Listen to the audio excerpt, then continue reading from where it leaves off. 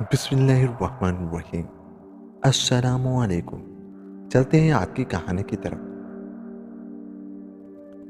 بات بہت پرانی ہے۔ کسی زمانے میں دو بوڑھے میاں بیوی کسی گاؤں میں رہتے تھے۔ ان کے کوئی اولاد نہیں تھی۔ ایک دن بوڑھی عورت نے سرد آہ بھرتے ہوئے سوچا، کاش ہماری بھی کوئی بیٹی ہوتی تو وہ اپنے باپ کے لیے انگور کے باغ میں دوپہر کا کھانا لے جاتی۔ کھانے کا برتن میری پیٹھ پر رکھ کر اس کو باندھ دیجیے۔ بوڑھی کے کانوں میں ایک باریک اور سریلی سی آواز آئی۔ ہائے، یہ کیسی آواز ہے؟ بوڑھی ایک دم چونک پڑی۔ میری پیاری بچی، تم کہاں ہو؟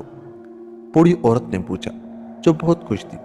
میں یہاں ہوں، ایک مینڈک ٹرٹرایا۔ ارے! بوڑھی کو بہت حیرت تھی اور اس کو یقین نہیں ہو رہا تھا۔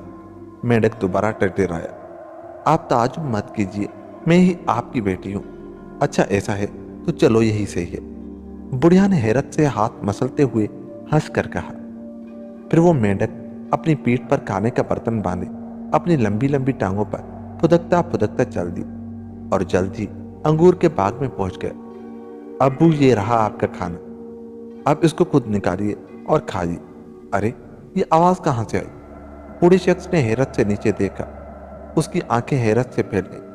زمین پر اسے اپنے قدموں میں اسے وہ برتن دکھائی دیا جس میں اس کا کھانا تھا۔ اس نے حیرت اور خوشی کے ملے جلے جذبات کے ساتھ ادھر ادھر نظریں دوڑائی۔ تم کون ہو اور کہاں ہو؟ میں یہاں ہوں، میں آپ کی بیٹی ہوں ابو، مینڈک نے اپنا منہ اوپر اٹھا کر سیٹی بجاتے ہوئے کہا۔ بوڑھا مہوئے حیرت تھا۔ میری بچی، میری پیاری مینڈکی شہزادی۔ مینڈکی نے بوڑھے سے درخواست کی، ابو مہربانی کر کے مجھے چیری کے درخت پر بٹھا دیجیے۔ بوڑھے نے اس کو چیری کے درخت پر بٹھا دیا۔ وہاں اس نے گانا شروع کر دیا۔ اس کی آواز بہت سریلی اور میٹھی تھی۔ اس کے گانے پر پھول اور پتے بھی جھومنے لگے تھے۔ تبھی ادھر سے ایک شہزادہ کا گزر ہوا۔ اس نے بھی اتنی میٹھی گانے کی آواز سنی تو وہ بھی گانا سننے کے لیے انگور کے باغ میں چلا آیا۔ اس نے گانے والی کے بارے میں بوڑھے سے پوچھا، لیکن بوڑھے نے شہزادے کو یہ نہیں بتایا کہ یہ گانا اس کی میٹ کی بیٹی گا رہی ہے۔ تم جو کوئی بھی ہو، کیا میری دلہن بننا پسند کرو گی؟ شہزادے نے زور سے بولا۔ اگر تمہیں میری دلہن بننا پسند ہے تو میرے محل میں اپنے ہاتھوں میں دنیا کا سب سے اچھا جو بھی پھول ہو وہ لے کر مجھ سے ملنے آنا۔ میں تمہارا انتظار کروں گا۔ ٹھیک ہے، مینڈک کی شہزادی نے رضامندی ظاہر کرتے ہوئے کہا۔ تم نے جو کہا اگر وہ سچ ہے تو میں بھی تمہیں یقین دلاتی ہوں کہ تمہیں کبھی اپنے فیصلے پر افسوس نہیں ہوگا۔ دوسرے دن صبح بوڑھے میاں بیوی نے دیکھا ایک بہت ہی خوبصورت لڑکی جس کے ہاتھ میں گیہوں کی ایک بالی تھی داخل ہوئی۔ کیا آپ مجھے نہیں جانتے؟ لڑکی نے تعجب میں پڑے بوڑھے ماں باپ سے پوچھا۔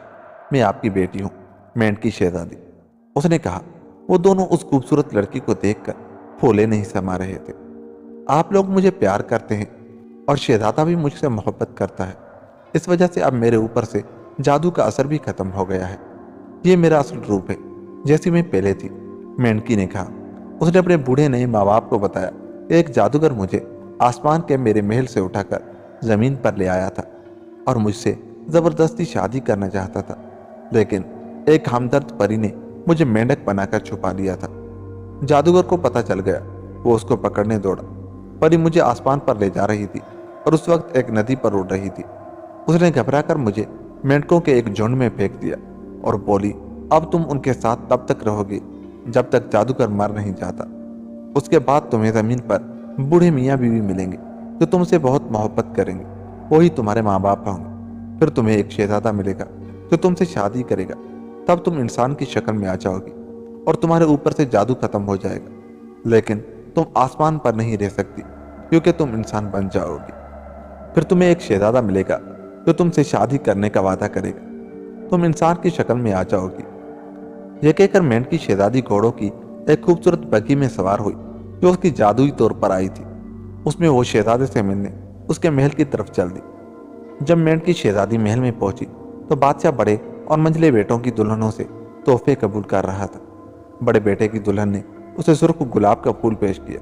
منجلے بیٹے کی دلہن گلابی رنگ کا کارنیشن پھول لائی تھی۔ یہ پھول بہت اچھے ہیں مگر ایک بہت کانٹے دار ہے اور ایک کی خوشبو بہت تلخ ہے۔ بادشاہ نے دونوں کے پھول لے کر کہا۔ تبھی سب سے چھوٹا شہزادہ مینڈک کی شہزادی کے ساتھ محل میں داخل ہوا۔ مینڈک کی شہزادی نے اس کو گیہوں کی بالی پیش کی۔ یہ تحفہ ہمیں بہت پسند آیا۔ آج سے میرے بیٹے تم اس ملک کے بادشاہ اور اس تخت کے حقدار ہو۔ بوڑھے بادشاہ نے چھوٹے شہزادے کو گلے سے لگاتے ہوئے کہا۔ مینڈک کی شہزادی اور شہزادے کی شادی ہو گئی۔ مینڈک اس ملک کی رانی بن گئی، لیکن وہ اپنے بوڑھے ماں باپ کو نہیں بھولی۔ اس نے ان کو بھی محل میں اپنے پاس بلا لیا اور ہنسی خوشی زندگی گزارنے لگے۔ اور یوں یہ کہانی ختم ہوئی۔ دوستو، اگر آپ کو ہماری یہ کہانی اچھی لگی تو جاتے ہوئے ہمارے چینل کو سبسکرائب کریں۔ ملتے ہیں کسی ایسی ہی کہانی کے ساتھ، تب تک اپنا بہت سا خیال رکھیے گا۔ اللہ نگہبان۔